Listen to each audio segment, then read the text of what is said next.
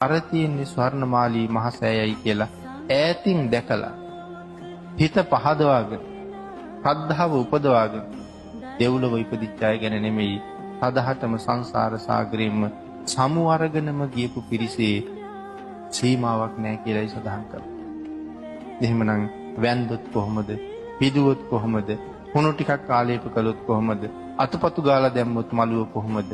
ඒ තරම් ආනිසංසයක් තව කොහෙන් ලබන්නද කියන කාරණාව අපිට හිතන්න මෙතන ඉතුරු කරලා තියෙනවා අපේ ප්‍රඥාව මෙහෙවල.